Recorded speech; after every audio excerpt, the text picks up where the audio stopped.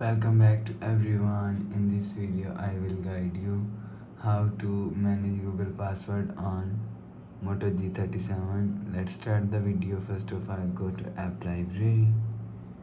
Here click on settings app.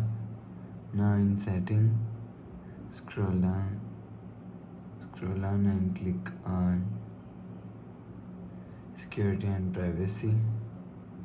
Scroll down and click on more security and privacy. Scroll down and autofill service from Google. Click on continue and click on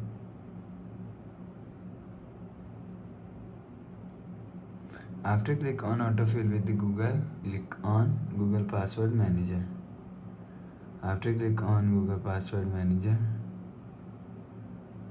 so here showing you accounts, so click on account and see password from here.